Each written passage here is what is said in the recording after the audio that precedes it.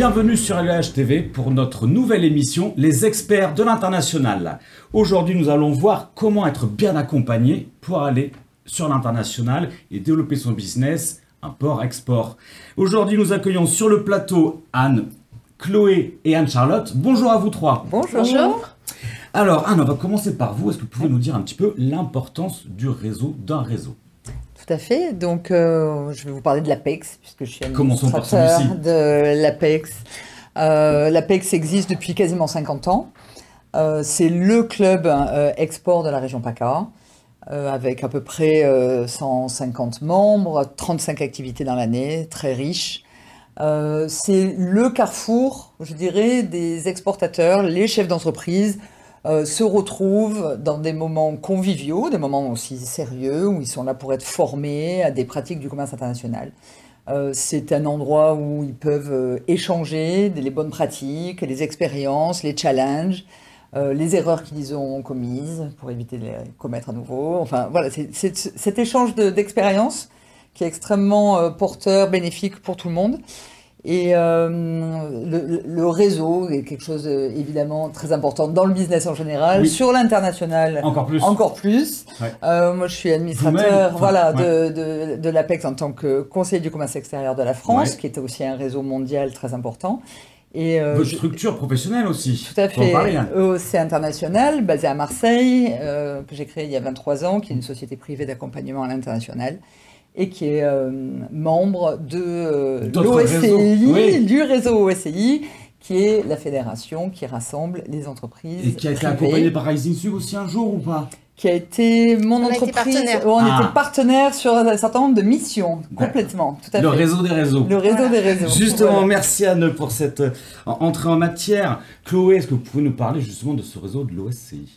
Tout à fait. Alors l'OSCI, c'est la fédération professionnelle qui regroupe l'ensemble des sociétés qui accompagnent les entreprises françaises à l'international. Ça regroupe aujourd'hui 3 types d'entreprises, donc des sociétés d'accompagnement à l'international, des sociétés de négoce, mais aussi en fait des sociétés, ce qu'on va appeler connexes, qui sont là pour sécuriser et pérenniser le développement international des entreprises. Ça peut être des cabinets d'avocats, des sociétés de communication, des sociétés d'assurance. Les métiers du conseil qui sont spécialisés sur l'international. Tout à fait. Okay. Et on travaille notamment pour des PME et des ETI françaises. C'est un réseau international? Oui, tout à fait. On a 35% de membres qui sont basés en France et 65% de membres qui sont basés à l'international. On couvre à peu près 140 pays, avec 170 membres. Ça fait longtemps que ça existe? Ça fait faire 20 ans en 2025. Ça en fait des choses expérimentées. Merci Chloé. Anne-Charlotte, pour vous, Rising Sud, est-ce que vous nous présentez ce que c'est? Alors, Rising Sud, c'est l'agence de développement économique et d'attractivité de la région Sud Provence-Alpes-Côte d'Azur.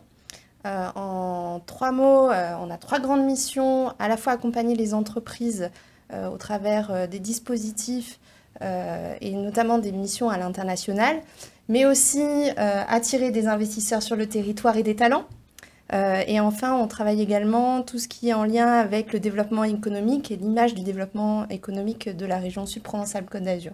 D'accord, donc un bras armé de la région. Bras armé de la région, oui, principalement financé par la région. On a plus de 90 membres dans notre gouvernance, dont les territoires, mais aussi des entreprises, des pôles, des clusters, des agences de développement économique départementales et métropolitaines. Donc voilà, tout l'écosystème public à destination de l'international se retrouve autour de Rising Sud. Vous avez des exemples concrets de comment vous accompagnez? Oui, alors peut-être quelques chiffres, parce que là, on vient de sortir notre rapport d'activité 2023. On a accompagné, rien que l'année dernière, 122 entreprises à l'international au travers différentes missions. Donc des exemples de missions, des missions qu'on appelle missions 360, où on travaille sur des destinations prioritaires en lien avec les filières de la région Sud Provence-Alpes-Côte d'Azur. Il y a 8 belles filières prioritaires en région Sud, donc autant de zones intéressantes aussi en termes de développement à l'international, à la fois avec des actions d'attractivité, mais aussi des parcours d'accompagnement pour nos entreprises, comme des boosters. Les boosters, ce sont des missions digitales de travaux autour des marchés à l'international, mais aussi des missions physiques, avec des rendez-vous B2B qui sont organisés pour les entreprises en lien avec nos partenaires, notamment de la Team France Export Région Sud, Donc si on doit citer cette Team France Export qui est à disposition des entreprises, il y a Business France, qui a un réseau très développé à l'international, mais aussi la BPI, les CCI internationales, les conseils de commerce économique extérieur, et d'autres acteurs comme les pôles et les clusters, et bien entendu tous les acteurs qui sont sur le terrain, comme l'APEX, les OSCI, et qui nous accompagnent tout au long de nos missions pour développer les entreprises. Anne, à l'écoute de tout ça de l'extérieur, on pourrait se dire, ça fait quand même beaucoup d'acteurs. Quel conseil vous pourrez donner à un entrepreneur, à une entreprise qui veut se tourner vers l'international? Par où commencer? Souvent, on a reproché, les exportateurs ont reproché de ne pas avoir une cartographie très claire, qu'il y avait beaucoup trop d'acteurs, que ce n'était pas facile de s'y retrouver. Mais justement, un endroit comme l'APEX et un club comme l'APEX, ça va leur permettre de pouvoir échanger avec les uns et les autres et d'être tenus par la main, si vous voulez, surtout pour les primo-exportateurs, tenus par la main selon les besoins qu'ils ont, s'ils ne savent pas exactement vers qui se tourner. Il y a énormément de gens qui ont de l'expérience autour d'eux et ils seront forcément très guidés et très conseillés pour savoir exactement vers où aller et vers qui être accompagné selon leurs besoins. Chaque réseau, chaque intervenant a des briques à apporter différentes. Et ça, c'est intéressant et c'est pour ça que ces endroits sont riches. Oui. Parce que l'APEX, par exemple, est toujours en train de faire intervenir des spécialistes, des différents réseaux, pour que justement, ce soit visible et lisible de savoir qui peut faire quoi à quel moment de votre développement à l'international. Donc l'APEX entre ses mains, le mode d'emploi, le glossaire du réseau. Exactement. Merci Anne pour cet éclairage. Chloé, vous, quel conseil vous donneriez à une entreprise pour savoir par où commencer?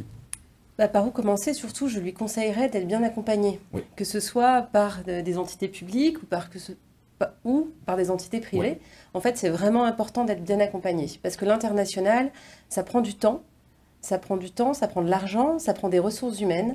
Et en fait, les acteurs publics et privés sont vraiment là pour pouvoir décharger l'entreprise de ce développement. Et c'est vraiment ça qui est crucial, que ce soit dans la phase de préparation, dans la phase de prospection commerciale, dans une phase d'implantation industrielle ou commerciale, mais aussi, on l'oublie souvent, aussi dans l'optimisation et la sécurisation des approvisionnements. Et tous ces acteurs-là sont là pour assister l'entreprise et pour l'aider à être plus performante. Vous avez des chiffres à nous donner par rapport justement à vous, vision globale? Tout à fait. Donc, comme je disais tout à l'heure, 170 adhérents, oui. 140 pays couverts, 35% d'adhérents qui sont basés en France, 65% basés dans les pays. Et on a accompagné en 2023 plus de 4000 entreprises de manière globale au sein du réseau. En effet, c'est vrai que si on additionne un petit peu tous ces chiffres, je pense que beaucoup d'entreprises accompagnées. Bravo pour cela.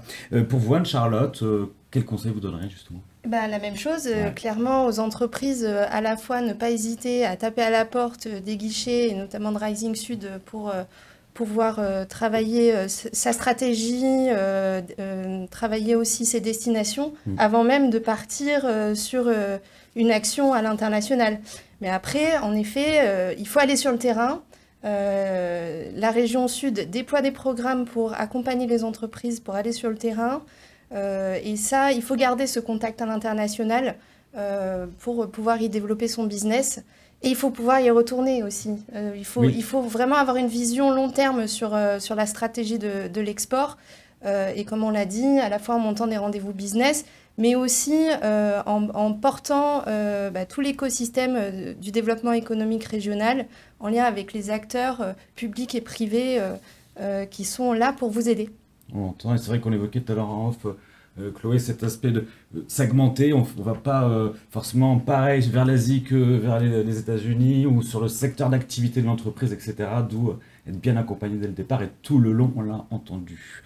Anne, un mot de la fin pour donner envie. Vous m'avez rassuré quand même, hein, je vois plus clair. Donc, comment on peut donner l'envie à un entrepreneur qui pourrait nous regarder de se lancer à l'international? Je pense que déjà, il faut pas avoir peur. Il faut y aller. Il y a beaucoup de gens qui ont de l'expérience et qui sont là prêts à donner de son temps, à donner des conseils. Et voilà, il faut vraiment oser, il ne faut pas avoir peur. Et surtout se dire que les entreprises qui sont internationalisées ont plus de chances de réussir et de développer leur chiffre d'affaires que ceux qui restent sur l'Hexagone. Et ça, c'est important de le garder en tête. Merci pour ce message. Pour vous, Chloé, un message d'enthousiasme pour donner envie de se lancer. Alors, je vais prendre un des slogans de BPI que je vais un tout petit peu modifier. Je vais dire « Oser l'international ». Pour moi, et je vais aller dans le même sens que Anne, c'est vraiment important de ne pas avoir peur. Il y a énormément de personnes qui sont là pour aider à tous les stades du développement de l'entreprise, dans la phase préparatoire, dans la phase, on va dire, exploratoire, et puis après dans la phase d'implantation. Il faut faire confiance et il faut s'entourer de professionnels. Mais voilà, oser l'international. Ça résonne. Ça me résonne, oui, tout à fait. Le message de la fin, c'est clairement de vous faire passer le message qu'on a un objectif commun, c'est de tisser des réseaux à l'international. On a des experts publics, privés, qui sont à la disposition des entreprises.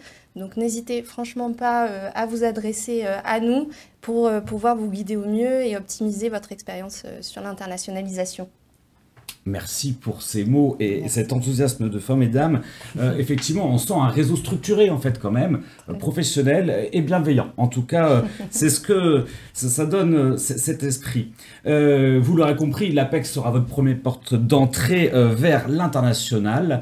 Je vous remercie encore une fois, mesdames, pour cette transmission d'informations. Et pour ma part, je vous dis à bientôt sur les routes de l'international.